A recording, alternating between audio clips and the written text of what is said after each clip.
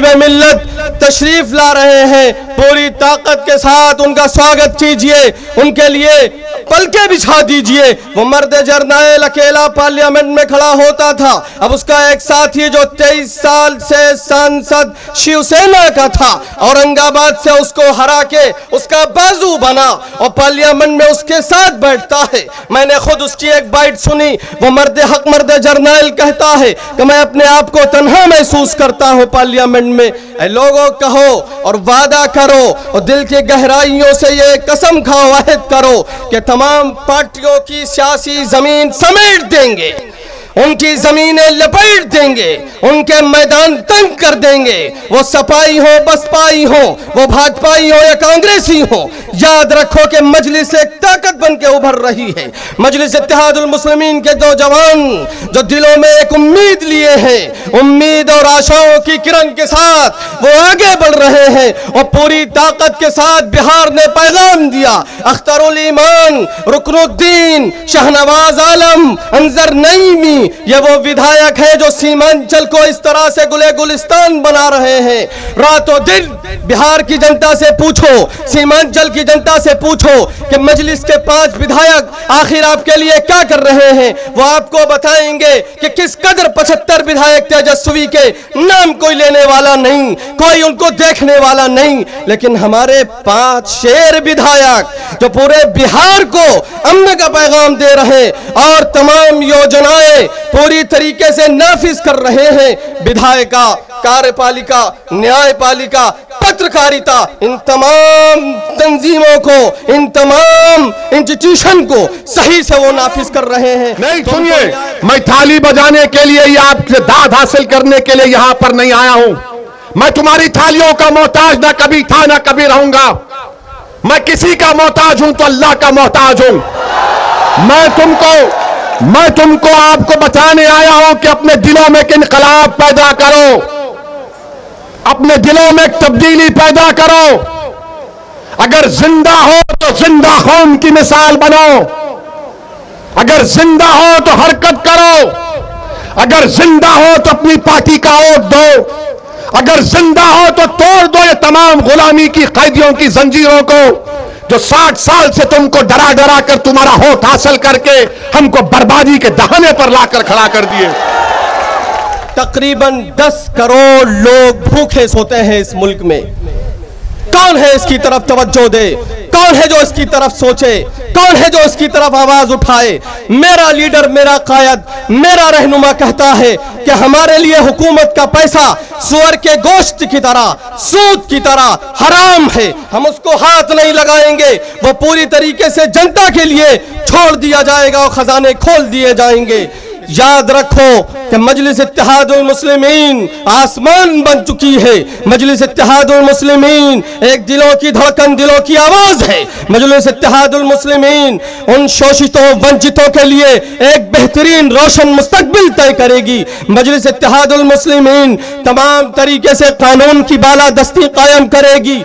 अगर उत्तर प्रदेश में सिर्फ 2% बच्चे ग्रेजुएट होते हैं तो क्या उसका जिम्मेदार असदुद्दीन ओवैसी है? उत्तर प्रदेश में मुसलमान आउट ऑफ स्कूल चिल्ड्रन हैं जो स्कूल के बाहर हैं, जिनकी उम्र स्कूल में तालीम हासिल करने की है वो 60% है। उसका जिम्मेदार कौन है? उसका जिम्मेदार असदुद्दीन ओवैसी है। उत्तर प्रदेश की जेलों में सबसे ज्यादा अगर दलित भाइयों के साथ अगर कंडक्ट ट्रायल है तो मुसलमान है। इसका जिम्मेदार कौन है? इसका जिम्मेदार किसी हद तक हमको भी अपने गिरबान में झांक कर देखना है।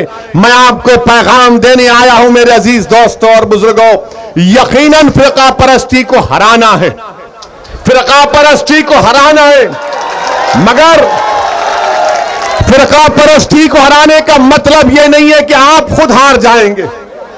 फिरका परस्ती को हराने का मतलब यह कि आप जीतेंगे, तभी जाकर बीजेपी को शिकस्त होगी। हम मुजफ्फरनगर नहीं भूले, मैं खुद जाने वाला, अपनी निगाहों से देखने वाला, किस कदर 400 हजार तिरपाल लगे हुए कई किलोमीटर में मुसलमान माए और बहनें बेसरो सामानी की हालत में वहां मौजूद थी। कड़कड़ाती ठंड थी, मैं खुद जाने वाला, मैं अपनी आंखों से देखने वाला। यकीन कीजिए कलेजा मुंह को आ गया, कलेजा झुलस गया, रूह झुलस गई, कलेजा पिघल गया, आंखें फट गईं। वो मंजर देख करके मुझे बताओ, सैफई में वो शख्स नाच देखता रहा, सैफई में वो शख्स बैठा रहा। ऐसा हुक्मरान नहीं चाहिए जो यादवों का नहीं, जो दलितों का नहीं, जो मुस्लिमों का नहीं, जो किसी का नहीं। मुझे बताओ, जो अपने वालिद का नहीं, जो अपने चाचा का नहीं। मुझे बताओ कि आखिर तुम उसके साथ कब तक चलोगे? तुमने आखिर कौन सी कसम खा रखी है? तुमने कौन सा मुआहदा कर रखा है? तुमने पूरी तरीके से उसके साथ चलने का आखिर कौन सा सपना देख रखा है? आप इस बैरिस्टर के साथ, आप इस बैरिस्टर के साथ जो पूरी ताकत के साथ पार्लियामेंट में बाबा के कलम के साथ, बाबा अम्बेडकर के जिगर के साथ, बाबा अम्बेडकर की फिक्र के साथ, बाबा अम्बेडकर के जज्बात के साथ वो खड़ा होता है और तमाम लोगों से कहता है कि मुल्क संविधान से चलेगा, मुल्क आईन से चलेगा, मुल्क किसी की जहन से नहीं चलेगा, किसी की राजियत और महाराजियत से मुल्क नहीं चलेगा। कोई अपने आप को राजा बनाना चाहे, कोई अपने आप को महाराजा बनाना चाहे, खुदा की कसम वो दौर पलट गया, वो दौर पीछे छूट गया। वो स्याही कलम से अंबेडकर ने लिख दी और डाल दी कि मुल्क संविधान से चलेगा, आईन से चलेगा और संविधान से मुल्क हमारा लीडर चलाता है। हमारा लीडर संविधान के अंदर रह के बात करता है, वो कपड़ों से लोगों को नहीं पहचानता है, वो गोलियां नहीं मारता है, वो करंट नहीं लगाता है शाहीन बाग में।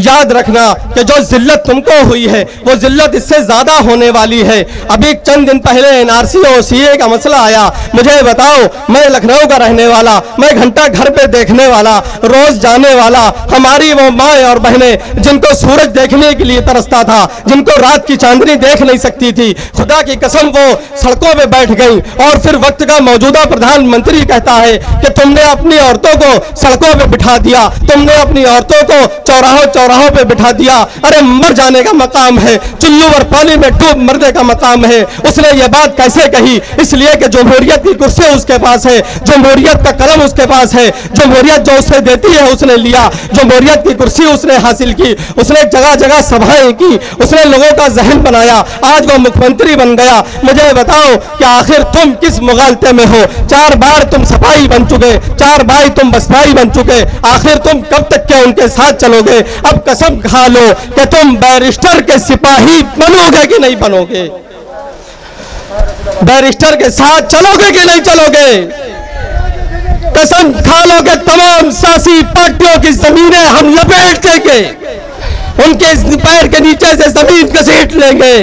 जिस तरह बिहार में हमारे 5 विधायक कामयाब हुए और बिहार में कामयाबी के बाद बिहार की विधानसभा में अख्तरुल ईमान की क़ियादत में मजलूमों की आवाज बनकर, कमजोरों की आवाज बनकर, यतीमों के इंसाफ के लिए मजलिस बिहार के विधानसभा में आवाज उठा रही है। जब यादव एक हो चुका है, बीजेपी के कैंडिडेट को हराने के लिए रुश्दी मियां को हरा दिए। मेरे अजीज दोस्तों और बुजुर्गों, मेरी आपसे गुजारिश है कि मुत्तहिद रहिए, अपने वोट का सही इस्तेमाल करिए, डरने और घबराने की जरूरत नहीं है।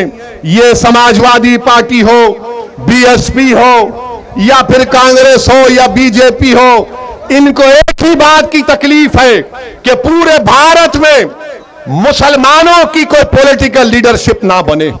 मैं यहां पर अपनी शोहरत के लिए नहीं आया हूं, अल्लाह जानता है।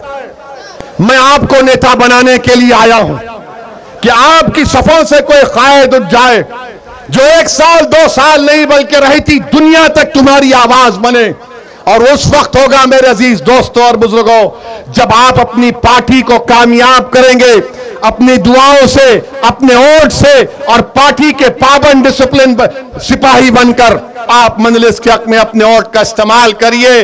डरने और घबराने की जरूरत नहीं है। मुझ पर इल्जाम लगते हैं, मुझे कोई फिक्र नहीं, बहुत से इल्जाम लगते हैं मुझ पर, मगर याद रखो जब तक अल्लाह असदुद्दीन ओवैसी को जिंदा रखेगा, इंशाअल्लाह ताला असदुद्दीन ओवैसी सच को और हक को बयान करता रहेगा। अल्लाह जब तक मेरे जिस्म में आखिरी सांस को रखेगा, मैं आपके हक के लिए लड़ता रहूंगा। मुझे नहीं मालूम कि मेरी जिंदगी का चिराग कब गुल हो जाए, मगर रुदौली के नौजवानों, उत्तर प्रदेश के गयूर नौजवानों, उत्तर प्रदेश के मेरी इज्जतदार मां और बहनों, कौम और मिल्लत के जिम्मेदारों, मैं तुमसे भीख मांगने आया हूं, मुत्तहिद हो जाओ। आज तुमको मुत्तहिद होना है।